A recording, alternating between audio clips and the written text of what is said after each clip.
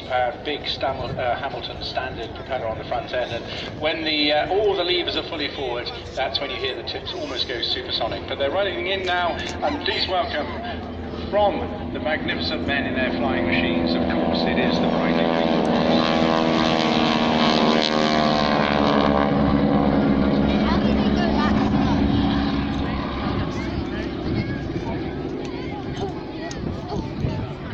Yes, and the advent of female wing walking, Ben, quite extraordinary really, isn't it? Because Orma Locklear, the man that really got the whole thing going, but the incredibly named Ethel Dare being the lady that first had a go at it with him, quite extraordinary. Yeah, it's talking about nominative determinism. Okay, well they're going to go uppity up, they're going to go down, down, down, they'll go inside out, they'll loop, they'll roll, and all the time the girls will be balancing on the top of the wings, they'll be spinning, they will be going upside down as well at the same time that the boys are the right way up. And during the course of it, we think that the weather will be good enough and the wind's not too bumpy enough to enable the girls to actually do some real wing walking and manoeuvre around the top of those wings. Coming in now to start their display from the right hand side. They're going to get a bit of altitude here, you see them climbing, then they push over the top in the bunts and all the blood will rush up to their heads and then go into a magnificent loop.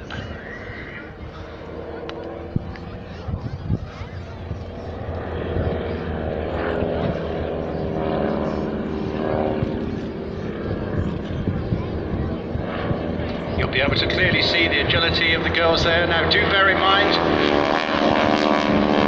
winds there are experiencing around 150 miles an hour throughout the time. They will still be doing their gymnastics.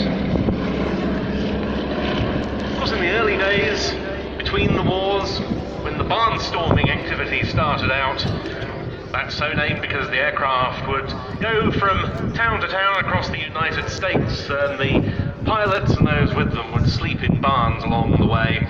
When they started out going wing walking, it really meant just that. They would literally walk across the upper surfaces of the biplanes they were flying on.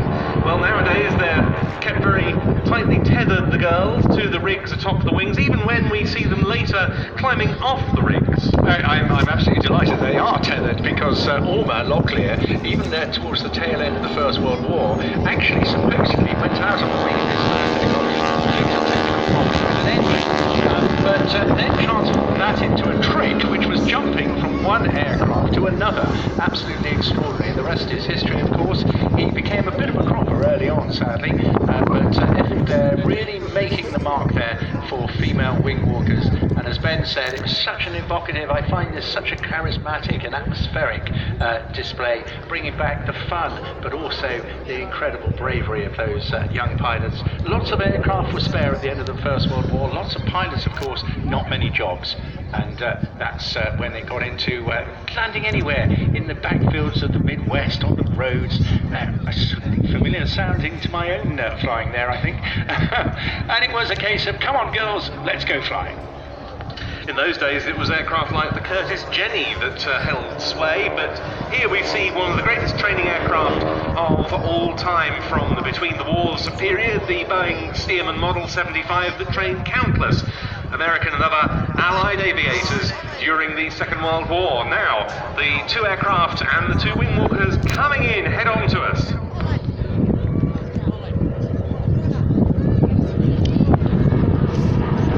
And there is the break. The two pilots for the display today, Dave Farrell and Martin Carrington. The two girls on the wings are Gina Marshall, nicknamed G-Force, and Katie Hobbs, known as Shockwave.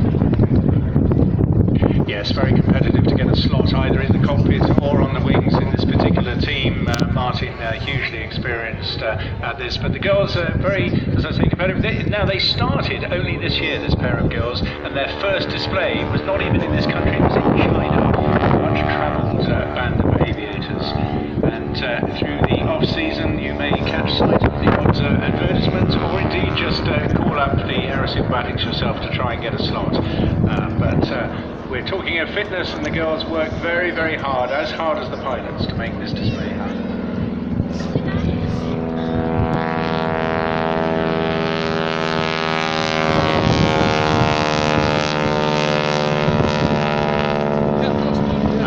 wonderful sound there of that Hamilton propeller, and on the front end of the enormous Pratt & Whitney Wasp Junior, a really reliable and marvellous power plant combination. As well as the extra power given, of course the early Stearmans didn't have anywhere near this sort of power on them. The aircraft itself was modified with an extra pair of ailerons to give the extra agility required to display them.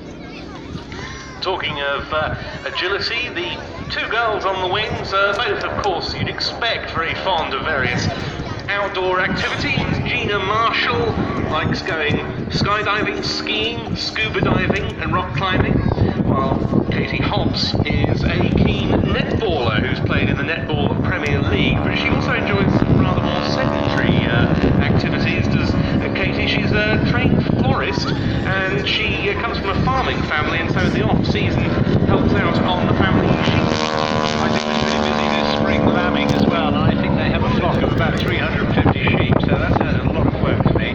But did you notice there, as they came through to that pass, they were lying on their side? Of course, you will catch them going upside down as well. And you have to keep your eyes peeled on all of them. We're dropping it out of the cockpit next time they pass. As they pass, it could be a loop, it could be a roll, it could be a barrel roll. That is the flexibility that they have. Now, leading is David Barrell, although Martin is the chief pilot there and runs the whole thing. When they do a display, David normally does the leading, so it'll be his voice you mainly hear on your scanners or on mine. Let's keep your eyes peeled now as the girls are running in. And what's really been this time.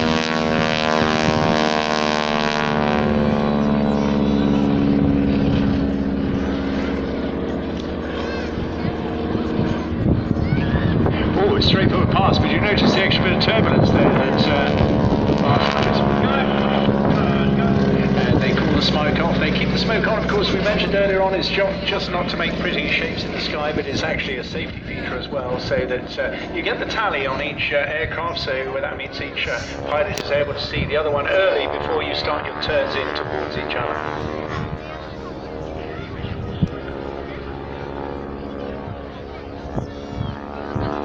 Looks like we have a crossover coming up. The girls now repositioned on their sides yet again.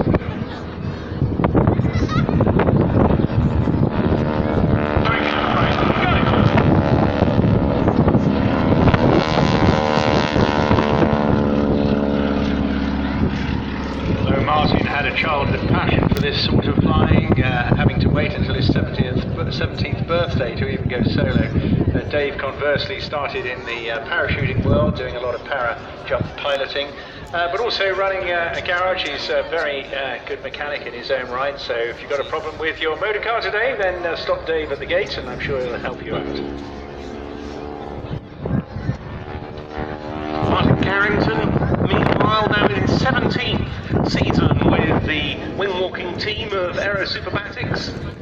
He had to wait until his 17th birthday to go solo, so keen was he to become a pilot himself. Now the girls waving, of course they can't talk, it's just hand signals. And another break, right. Super stuff indeed. Very vulnerable. They don't have to stay up there all the way, of course. They are able to drop back into the cockpit if they're flying off to another domain to do another display. But of course it's pretty unpleasant, and as I say, they work really hard, as much on their formation work as the pilots do, by the use of hand signals, and that's all they have to communicate with.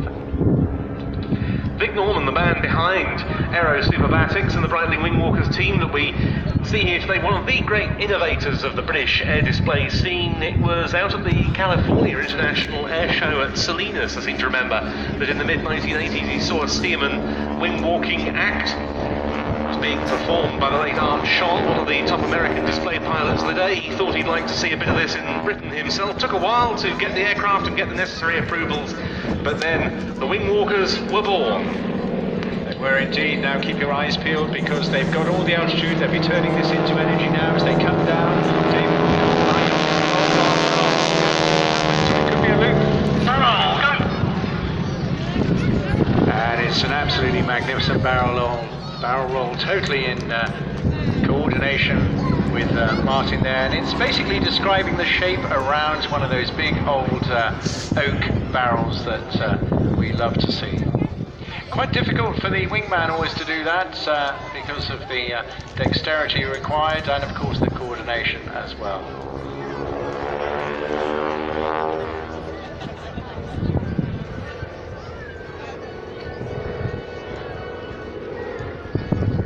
Coming right now. There you see very clear coordinated commands.